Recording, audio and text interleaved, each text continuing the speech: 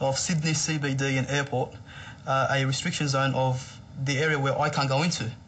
And then it says here down on the bottom, warning area 100 metres before I even approach this. So as soon as I'm here somewhere, alarms go off and the Australian Federal Police and ASIO will be onto me straight away. So I can't hit the blue zone. And as soon as I'm within the blue zone, I'm gone. I mean, I'm straight back into jail. So now come on. Now what part of not guilty don't they understand? Why am I getting all this? Why am I still being treated as a terror suspect? It's sad. The government still won't give him a passport. When he took his case to the Administrative Appeals Tribunal, he was forbidden from seeing some of the evidence against him. It's putrid. ASIO is putrid. The Australian Federal Police is putrid. The way they conduct their operations is pathetic. It's very un-Australian. Zach Maller's case, and a string of others like it, in which terrorism charges have been dropped or dismissed because of mishandling or lack of evidence, only reinforces the sense of injustice felt by many Muslims. For these young men, it's compounded by events overseas. Every day, hundreds of people, Muslims, dying in Iraq and Afghanistan. If one person dies, in America or in England by terrorists, we're terrorists. So when America hits the Middle East, that's freedom and human rights and democracy. And when Muslims, bomb America, it's terrorism, it's hypocrisy, double standards. We're not the ones going around with armies and raping your women and, bombing you to pieces. We're not the ones doing it. You're the ones doing it to us. We're there getting slaughtered. We're there defending us. So we are the freedom fighters.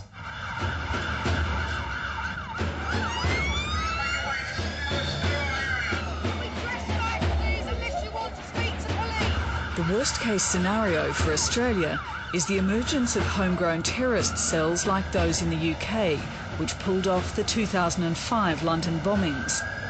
There is no doubt that we are dealing here with a new kind of terrorist. We are dealing with homegrown individuals.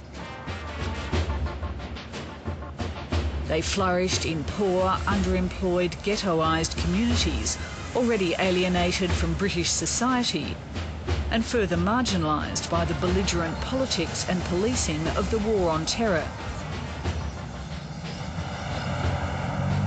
All indication right now shows that this is more or less a British-bred organization. The troubling question is, could it happen here?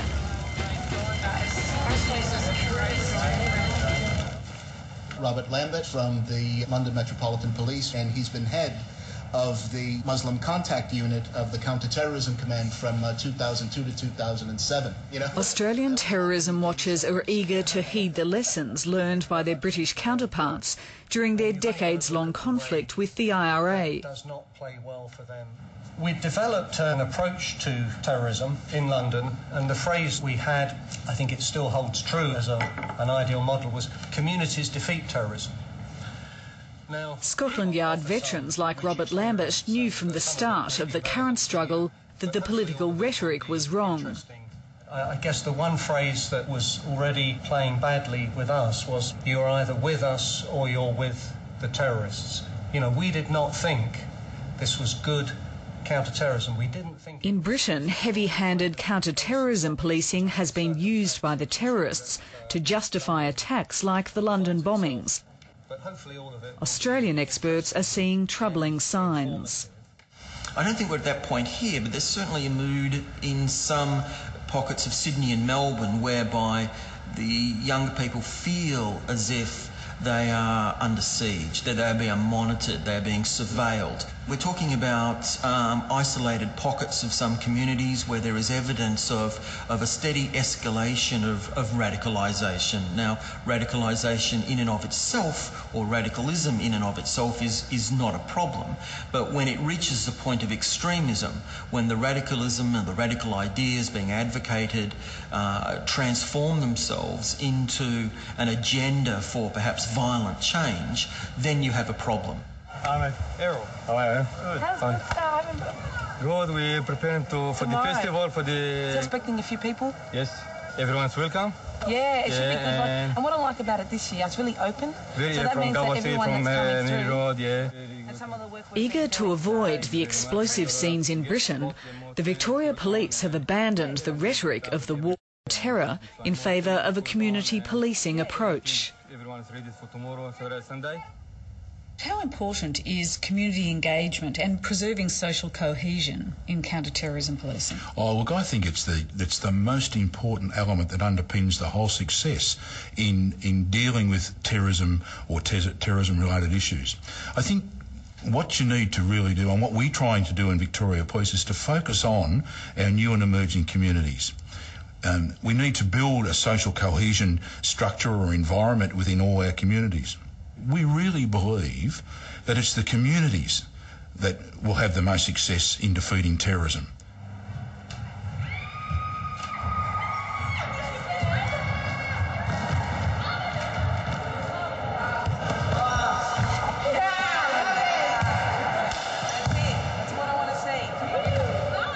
The focus is on the northern suburbs of Melbourne, which is home to a large Muslim community and a growing population of refugees who've escaped from vicious religious and ethnic-based conflicts in Somalia and the Sudan. In their country, the police are a force to be feared. Here they coach basketball teams and help run homework programs, to the amazement of these recent arrivals. For example, like Crystal, the first time she came, she was like, I'm a police officer. I didn't believe it because like she started being so friendly and everything. I was like, are you sure you're police? She was like, yeah. Like, how come you're so good to us? And she was like, yeah, that's our job. We're not here like to scare you, but we're here just like to let you learn about the life and system and everything. So yeah, it's cool.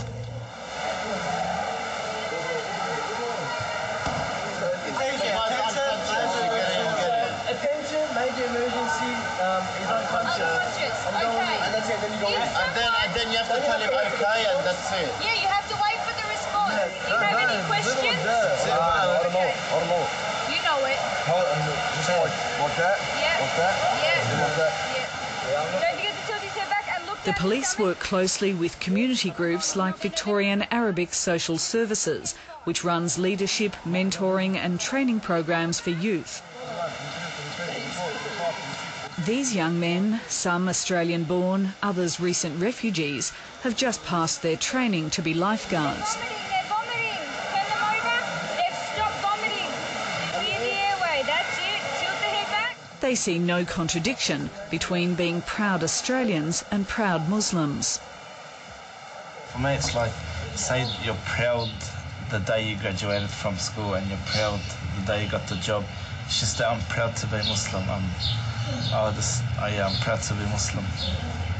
I think now more than ever, young Muslims feel a need to reconnect with their religion because of world events, and I think that's why they would feel as if they're proud of their religion, to show that people that we're not ashamed of it.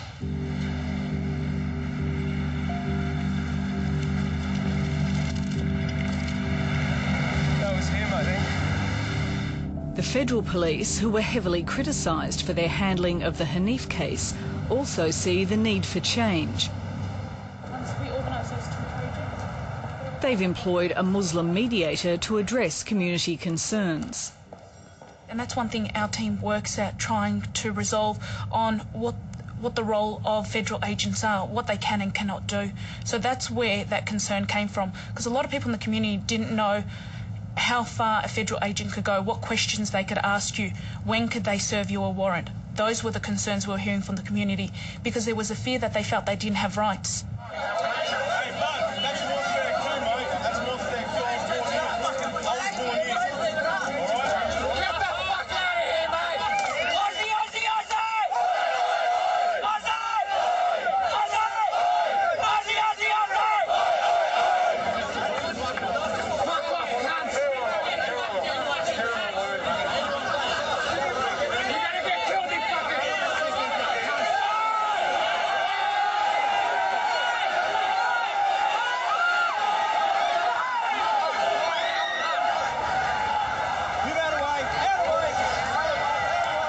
The Cronulla riots were the closest Australia has come to the ethnic and religious schisms that have torn Britain.